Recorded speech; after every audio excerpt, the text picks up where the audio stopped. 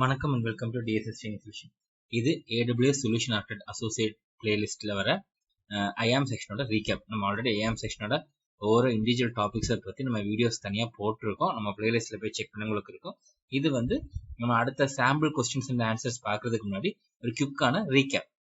Okay, இது நம்ம எல்லா டாபிக்ஸுமே நம்ம பார்த்த எல்லா டாபிக்ஸுமே நம்ம கவர் பண்ணுவோம். ஸோ டாபிக்ஸ்குள்ளே போகிறதுக்கு முன்னாடி ரீகேப்புக்குள்ளே போகிறதுக்கு முன்னாடி நீங்கள் DSS Training Solution channel subscribe பண்ணலாம். சேனல் சப்ஸ்கிரைப் பண்ணிக்கோங்க. உங்கள் ஃப்ரெண்ட்ஸ் அண்ட் ஃபேமிலி ஷேர் பண்ணுங்கள். உங்களுக்கு இந்த டாபிக்ஸ் வீடியோ வேணாலும் கீழே கமெண்ட்ஸில் தெரிவிங்க. நம்ம அதை பற்றி டிஸ்கஸ் பண்ணலாம். ஸோ IAM டாபிக்ஸோட ரீகேப் தான் நீங்கள் பார்க்க போகிறோம். ஸோ IAM டாபிக்ஸில் நம்ம ஃபஸ்ட்டு பார்த்தது IAM யூசர். IAM யூசர் நம்ம என்னென்னு பார்த்தோம். IAM யூசருங்கிறது ஒரு AWS என்டிட்டி. இந்த AWS என்டிட்டி நம்ம AWSல கிரியேட் பண்ணுவோம். அகேன்ஸ்ட் பர்சனுக்கு இல்லைன்னா ஒரு அப்ளிகேஷன் அக்சஸ் பண்ணுறதுக்காக நம்ம கிரியேட் பண்ணுறதா IAM யூசர்ஸ் சொல்லுவோம். IAM users mainly user name, password இருக்கும், க்ரெடென்ஷியல்ஸ் இல்லைன்னா யூசர் நேம், CLIக்கு அக்சஸ் கீஸு அதெல்லாம் தான் நம்ம யூஸ் பண்ணுவோம். ஸோ அதான் IAM யூசர். யூசர் குரூப்ஸுங்கிறது நெக்ஸ்ட் நம்ம பார்த்து IAM யூசர் குரூப்ஸ். யூசர் குரூப்புங்கிறது கலெக்ஷன் ஆஃப் ஒரு யூசர் தான் நம்ம யூசர் குரூப்னு சொல்லுவோம். ஒரு எக்ஸாம்பிள் ஒரு கம்பெனியில் அட்மின் குரூப்னு ஒரு குரூப் இருப்பாங்க. ஸோ என்ன பண்ணுவாங்கன்னா ஒரு ஆளுக்கு தனியாக பெர்மிஷன் கொடுக்காம ஒரு யூசருக்கு பெர்மிஷன் கொடுத்துட்டு அந்த யூசரை ஒரு அட்மின்ங்கிற குரூப்புக்குள்ள ஆட் பண்ணி விட்டுட்டு பெர்மிஷன்ஸ் எல்லாத்தையும் க்ளோன் பண்ணி விட்டுறாங்க. ஸோ என்ன ஆகும்னா எனக்கு ஒரு புதுசாக நான் யூசர் கிரியேட் பண்ணுவோம், அந்த குரூப்ல ஆட் பண்ணாலே அவங்களுக்கு எல்லா பெர்மிஷன்ஸுமே வந்துடும். அடுத்து IAM ரோல்ஸுங்கிறது ரிசோர்ஸை நம்ம யூஸ் பண்ணுறதுக்கு, மற்ற எல்லாமே எதர் அக்கௌண்ட் இல்லைன்னா ரிசோர்ஸ் அக்சஸ் பண்ணுறதுக்கு, IAM யூசர்னால யூசர் குரூப்னால அக்சஸ் பண்ணுறதுக்கு. ரோலுங்கிறது ரிசோர்ஸை நம்ம ரிக்வெஸ்ட் பண்ணுறதுக்கு. ஒரு எக்ஸாம்பிள் இப்போ ஒரு சின்ன சொல்கிறேன். நீங்கள் ஒரு EC2 இன்ஸ்டன்ஸ் உங்களுக்கு புதுசாக கிரியேட் பண்ணணும். அப்போ உங்களுக்கு ஒரு யூசருக்கு EC2 இன்ஸ்டன்ஸ் கிரியேட் பண்ணால் நீங்கள் என்ன பண்ணுவீங்க? ஸோ நம்ம என்ன சொல்லணும்னா அந்த EC2 இன்ஸ்டன்ஸுக்கான ரோலை நம்ம ரிக்வெஸ்ட் பண்ணணும், கிராண்ட் பண்ணணும். அப்போ தான் அந்த யூசர்னால EC2 இன்ஸ்டன்ஸை கிரியேட் பண்ண முடியும். So simple. சர்வீஸ் பேஸ்டுன்னு ஒரு கொஸ்டின் வந்தாலே AWSோட எந்த சர்வீஸ் இல்லைனா ரிசோர்ஸ் பேஸ்டு கொஸ்டின் வந்தாலே இட் வில் பி ரோல் பேஸ்டாக தான் இருக்கும்.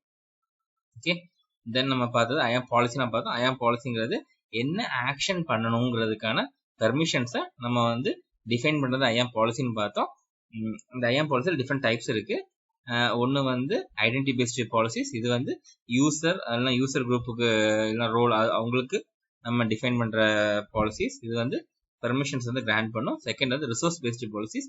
இது எந்த ரிசோர்ஸை ஆக்சஸ் பண்ணுங்கிறதுக்கு நம்ம டிஃபைன் பண்ணுறது தான் ரிசோர்ஸ் பேஸ்டு பாலிசி. எக்ஸாம்பிள் இப்போ S3 பக்கெட்னு ஒன்று இருக்குது, இல்லைனா EC2 இன்ஸ்டன்ஸ் இருக்குது. அதை அக்சஸ் பண்ணுறதுக்கு நம்ம ஒரு பாலிசியை டிஃபைன் பண்ணலாம். அதுதான் ரிசோர்ஸ் பேஸ்டு பாலிசின்னு சொல்லுவாங்க. தென் பெர்மிஷன்ஸ் பவுண்டரி. நான் ஒரு பெர்மிஷன் ஒரு யூசருக்கு கொடுத்தாலும் அது ஃபுல் பெர்மிஷன் கொடுக்காம அந்த பெர்மிஷனை ரெஸ்ட்ரிக்ட் பண்ணி கொடுக்கறதுக்கு என்னால் முடியாது. அதான் பெர்மிஷன் பவுண்டரின்னு சொல்லுவாங்க. ஸோ ரெஸ்ட்ரிக்டட் பெர்மிஷன்ஸா இன்ஷார்ட்டா பெர்மிஷன் பவுண்டரின்னு சொல்லலாம். Then organisation recipe. ஒரு ஆர்கனைசேஷன்ல இருக்க எல்லா அக்கௌண்ட்ஸுக்கும் ஒரு specific set of policy permissions நான் கொடுக்கணும். அது ஆர்கனைசேஷன் பாலிசியில நம்ம கொண்டு வரலாம். Then access control list. Access control லிஸ்ட்டுக்கு முக்கியமான விஷயம் நம்ம எப்போ தெரிஞ்சுக்கலாம், JSON ஸ்ட்ரக்சர் கிடையாது. அதனால இதை உங்களால் ஒரு CLI வழியாவோ இல்லைனா ஒரு API வழியாவோ இதை அக்சஸ் பண்ண முடியாது. அக்சஸ் கண்ட்ரோல் லிஸ்ட்டுங்க இன்னொரு ஸ்பெஷாலிட்டினா access control list only applicable for cross account. மற்ற எல்லாமே சேம் அக்கௌண்ட் இல்லைனா அக்கௌண்ட்டுக்குள்ள யூஸ் பண்ணிக்கலாம். இது கிராஸ் அக்கௌண்ட்டுக்கு மட்டும்தான் அக்சஸ் கண்ட்ரோல் லிஸ்ட் பண்ண முடியும். தென் செஷன் பேஸ்டு பாலிசினா ஒரு செஷனுக்கு பேஸ்ட் எகென்ஸ்ட் நான் பெர்மிஷன்ஸ் கொடுக்குறத செஷன் பேஸ்டு பாலிசின்னு சொல்லலாம். இதான் JSON ஸ்ட்ரக்சர் இப்படிதான் இருக்கும். JSON பாலிசியோட JSON ஸ்ட்ரக்சருங்கிறது ஃபர்ஸ்ட் வெர்ஷன் ஸ்டேட்மெண்ட், அதுக்குள்ள என்ன கண்டிஷன், அதுக்கு என்ன எஃபெக்ட் நம்ம கொடுக்கணும், அலோவ் பண்றோமா இல்லையா, டீடைல்ஸ் கொடுக்கணும். கீழே என்ன ரிசோர்ஸ் இருக்கு அந்த ரிசோர்ஸும் கொடுத்துக்கணும். Then multi factor authentication. Multi factor authentication ஒன்றும் இல்லை. நார்மலா ஒரு யூசரை நம்ம எப்படி லாகின் பண்ணுவோம், யூசர் அதோட பாஸ்வேர்டு கொடுத்து லாகின் பண்ணுவோம். இது இன்னொரு லேயர் ஆஃப் செக்யூரிட்டியை கொடுக்கதான் மல்டி ஃபேக்டர் ஆதென்டிகேஷன் சொல்லுவோம். ஸோ மல்டி ஃபேக்டர் ஆதென்டிகேஷன் பண்ணோம் என்னன்னா ஒரு யூனிக்கா ஒரு ஆதென்டிகேஷன் கோடு ஜெனரேட் ஆகும். அந்த யூனிக் ஆதென்டிகேஷன் கோடு வச்சு தான் நம்ம லாகின் பண்ண முடியும். ஸோ யூசர் பாஸ்வேர்ட் பிளஸ் அந்த யூனிக் கோட். இந்த மல்டி ஃபேக்டர் டிவைசஸ்ல மல்டிபிள் டிவைஸ் டைப்ஸ் இருக்கு. ஒவ்வொன்றா பார்க்கலாம். ஒன்று virtual MFA device. Virtual MFA டிவைஸ்ங்கிறது ஒன்றும் இல்லை, நம்ம மொபைலில் இன்ஸ்டால் பண்ணுற ஒரு MFA ஆப். அது நீங்கள் கூகுள் ஆதென்டிகேட்டராக இருக்கலாம், மைக்ரோசாஃப்ட் ஆதென்டிகேட்டராக இருக்கலாம், இல்லைனா ஆப்டாவாக இருக்கலாம். இந்த மாதிரி multiple MFA apps already available இருக்குது. என்ன பண்ணால் இன்ஸ்டால் பண்ணிட்டு நம்ம கான்ஃபிகர் பண்ணால் ஒவ்வொரு தடவை லாகின் பண்ணும்போதும் நம்ம யூசர் நேம் பாஸ்வேர்டு கூட அந்த அப்ளிகேஷன்ல ஜென்ரேட் ஆகிற 6 டிஜிட் கோடை நம்ம இங்கே கொடுக்கணும். இது ஒரு யூசருக்கு யூனிக்காக இருக்கும். ஸோ சேம் கோடை இன்னொருத்தவங்களுக்கு ஜென்ரேட் ஆகாது. நெக்ஸ்ட் ஒன் யூடியூப் செக்யூரிட்டிங்கிறது ஒண்ணு இல்ல, ஒரு யூஎஸ்பி பேஸ்டு டிவைஸ். எக்ஸாம்பிள் நான் சொன்னது பேங்க்ல நம்ம பார்த்துருப்போம், கேஷ் இது பண்றவங்க வச்சிருப்பாங்க. அதே மாதிரி ரேஷன் கார்டில் நம்ம ஃபிங்கர் பிரிண்ட் பேஸ் பண்ணி நமக்கு வந்து என்ட்ரி போடுவாங்க இல்லையா, ரெண்டுமே வந்து யூடியூப் செக்யூரிட்டிக்கு தான். மூணாவது வந்து hardware MFI device. Hardware MFI டிவைஸ்ங்கிறது ஒன்றும் இல்லை, நீங்கள் இந்த பேங்க் ப்ராஜெக்ட்ஸில் ஒர்க் பண்ணுறவங்களாம் நீங்கள் பார்த்தீங்கன்னா கையில் ஒரு சின்ன கீ செயின் மாதிரி வச்சுட்டு அந்த கீ செயினில் வர ஒரு 6 டிஜிட் கோடு வச்சு லாகின் பண்ணுவாங்க. அதான் வந்து ஹார்ட்வேர் டிவைஸ். எக்ஸ்டர்னல் டிவைஸ் தான் ஹார்ட்வேர் டிவைஸ் சொல்லுவாங்க. தென் எம்எஃப்ஏ வந்து எப்படி வந்து இப்போ நான் ஒரு ரூட்டுக்கு எப்படி எம்எஃப்ஏ ஆக்டிவேட் பண்ணலாம் நம்ம பார்த்தோம். அதே மாதிரி எப்படி யூசருக்கு பண்ணணும்னு பார்த்தோம். யூசருக்கு பண்ணும்போது எதர் QR கோட் இல்லைன்னா ஆக்சஸ் கீ ஜென்ரேட் பண்ணி அதை வச்சு நம்ம பண்ணணும்னு பார்த்தோம். தென் அக்சஸ் அனலைசர் ரிப்போர்ட்ஸ் பார்த்தோம். அக்சஸ் அனலைசர்ல எந்த மாதிரி ஸ்டெப்ஸ்ல ஒர்க் ஆகும்னு பார்த்தோம். ஃபர்ஸ்ட் வந்து ஆக்சஸ் ஜென்ரேட் பண்ணோம், அதுக்கப்புறம் அது ஃபைண்டிங்ஸ் ஃபைண்ட் பண்ணும், தென் ஆக்ஷன்ஸ் பெர்ஃபார்ம் பண்ணி ரிசால்வ் பண்ணோம்.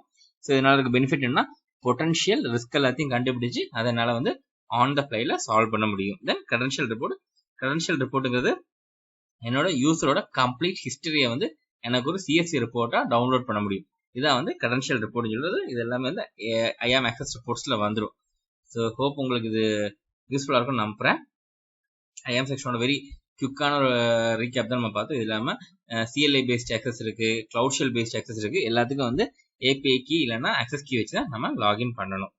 ஓகே, ஸோ IAM செக்ஷனோட ஒரு கம்ப்ளீட் ரீகேப் நம்ம பார்த்துட்டோம். அடுத்தது நம்ம IAM செக்ஷனோட எக்ஸாமுக்கு வர sample questions and answers almost 10 to 15 questions இருக்கு. அதோட ஆன்சர்ஸ் எந்தெந்த யூஸ் கேசஸ் நம்ம ரிலேட் பண்ணலாங்கிறது பிசினஸ் யூஸ் கேஸ் ரிலேட் பண்ணி நம்ம டீட்டெயிலாக பார்க்க போகிறோம். இந்த செக்ஷனை மிஸ் பண்ணிடாதீங்க, ஏன்னா இது உங்களுக்கு எக்ஸாம் ப்ரிப்பரேஷன் ரொம்ப ரொம்ப ஹெல்ப்ஃபுல்லாக இருக்கும்.